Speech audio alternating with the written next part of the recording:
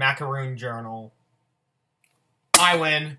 What is up, guys? This is my Chief Fan here. Welcome back to another video. Today I'm going to be doing another book rant. You guys really liked the one I did yesterday about Buddy Reads and Ulysses, so I decided to do another one, more of an update-ish one, and tomorrow I'm going to be doing kind of a review, and then I'm probably not going to make a video Saturday and then make a video Sunday. So that's my plan for the next couple days or so. Saturday there won't be any videos, so I'm sorry, I just need a break, but yeah, yeah, this is going to be a good video. That's pretty much in short, this is going to be a good video. So, why explain what's going to happen when we can make it happen? Let's get into this.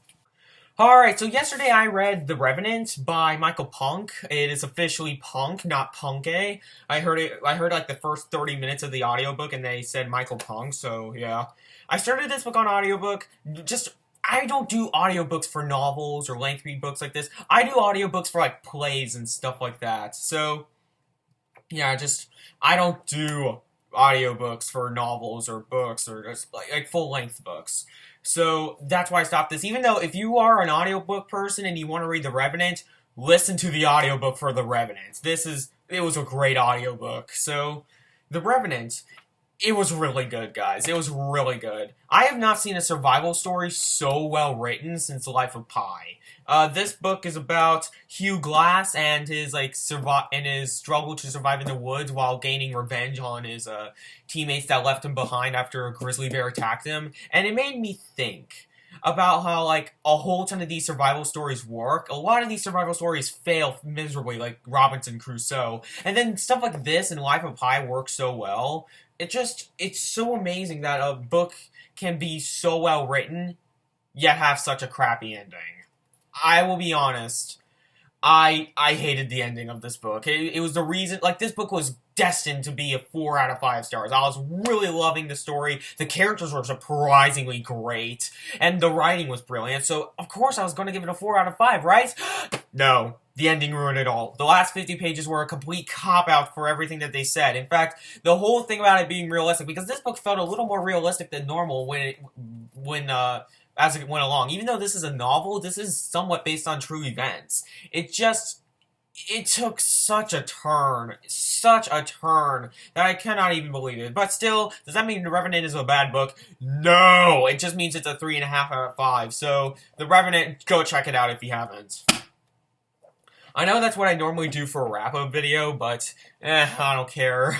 So, what am I currently reading right now? Well, I'm reading King Lear by William Shakespeare. Barely got into it. I'm on like Act 1, Scene 3, because I had to be somewhere today, or I went somewhere today, actually, I didn't have to be there, but King Lear is really, really good so far. I'm in a Shakespeare mood right now. Of course, I read Julius Caesar. You guys probably didn't know that. Of course, I shouldn't say of course, but I read Julius Caesar, and Caesar, or however you pronounce it, loved it. Absolutely loved it. And then I read Twelfth Night, which I wasn't that big a fan of, and now I'm loving this just as much as Julius Caesar.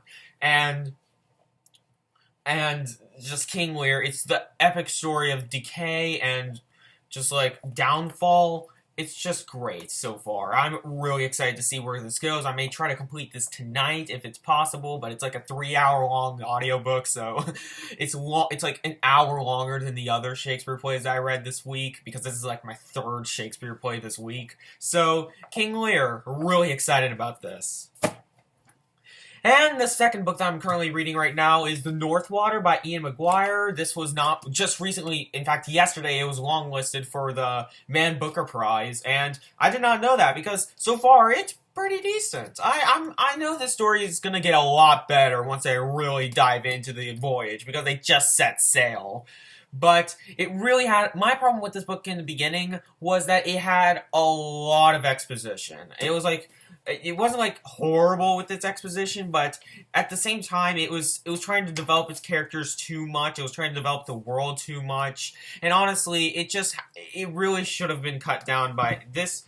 I'm 50 pages in, and what I've read should have been in 25. So, is it bad? No, not so far. But I'm kind of disappointed so far, but I'm not going to say that I'm not going to make any judgments right now, because it is getting a lot better in the last 10 pages in the last 2 chapters that I read.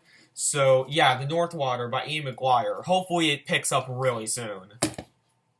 And then I got a couple books at the library part of the, then today I went to the library because there was a library sale going on. And it wasn't nearly as big as the one I went to in June, but this one is still, it was an alright sale. You know, I got 5 books and 4 other books from the library part of it, but it was like so much smaller than the other one. But first I'm going to show you the books that I rented from the library or checked out from the library, and then the books that I bought from the library sale. So the first one I rented from the library or checked out was City of Thieves by David Benioff, I think is how I pronounce it.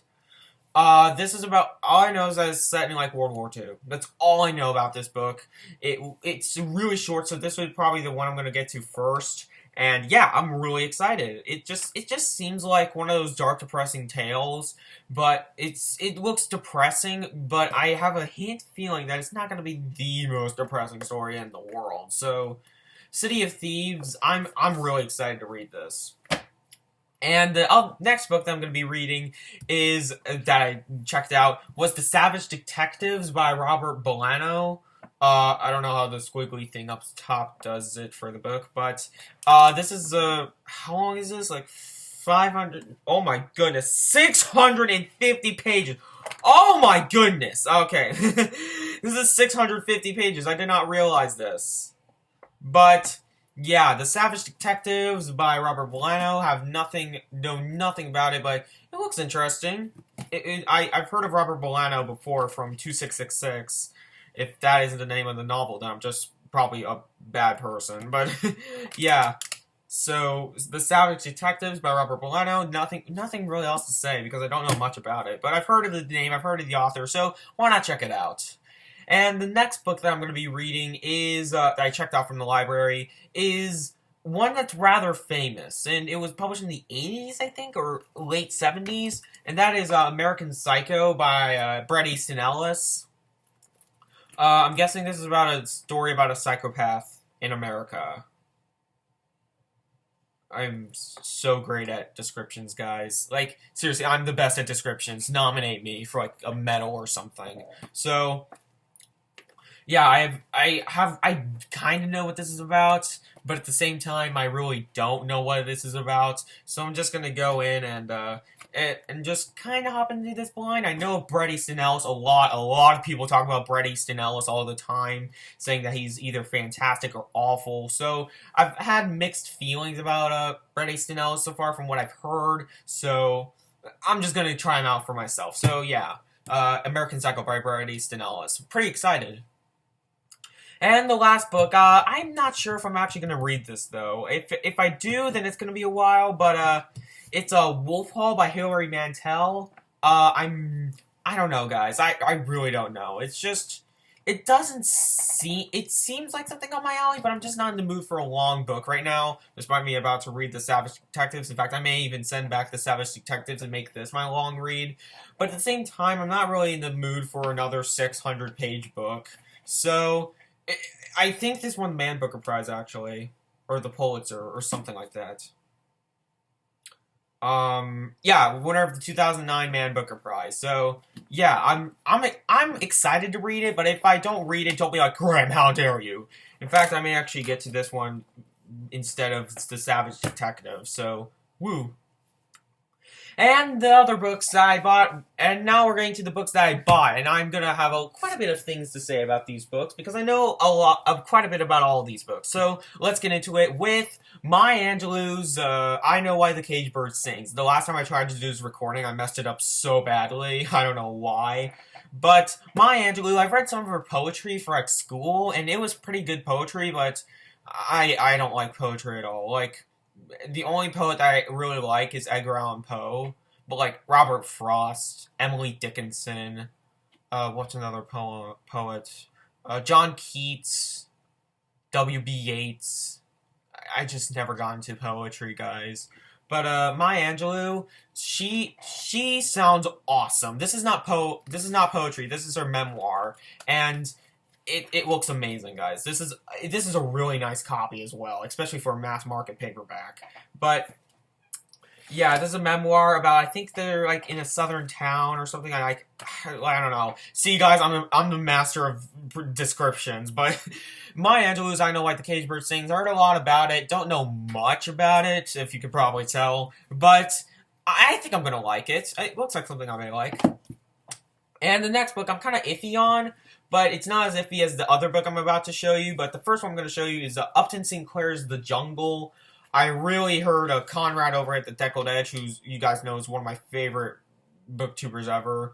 He loved this. He talked about it in his recent book, like The Vault, where it's like he has a series called The Vault on his channel, which is pretty much like an extended series of bookshelf tours, so where he just goes in depth about, not really in depth, but he like individually talks about these books and his quick thoughts on them. And he mentioned The Jungle, and he really liked The Jungle, and it's not long at all, so I may give this a try. The text is pretty tiny, but you know what, I don't care. So yeah, Upton Sinclair's The Jungle. It's about meatpacking. It's about like Soviet. It's about like the Soviet Union. No, it's not about the Soviet Union. It's set in America. Oh man. But this is about like meatpacking, the meatpacking industry, which is interesting. I don't know, guys. So I don't know how I'll feel about this, but if I like it, that's a plus. Alright, the next book I'm going to talk about is probably the most famous book in the pile. Yeah, it's probably the most famous book in the pile, and that is probably going to be a shock to a lot of people, but it's The Sound and the Fury by William Faulkner. If you've never went back through my channel, I mentioned that I read As I Lay Dying in my first ever wrap-up, and I really didn't like that book, but I am destined to like Faulkner. I read all of Ulysses, so it's bare minimum that I should at least give Faulkner another chance, and I'm also giving Hemingway another chance, so yeah. But unlike Hemingway and Joyce, I think I really I really see myself liking Faulkner. I don't know, his books, writing style is a little hard to get into, but I think I'm gonna like this. This seems like something up my alley, so why not give The Sound and the Fury a try? And the next book is Outliers, The Story of Success by Malcolm Gladwell. It's the story of success. It's a nonfiction book about success. That's literally all I know about it. But it has a great rating on Goodreads, so that's literally all I have to say, guys. I am awful at this. And the last book is, I think I got this for a first edition, but it's a little dirty, so I'm going to clean this off later. But it's Jonathan Franzen's The Corrections. This is dirty. Oh my goodness, I just realized that. I may just take the dust jacket off, but the dust jacket's so beautiful as well, so I'm going to try to clean it.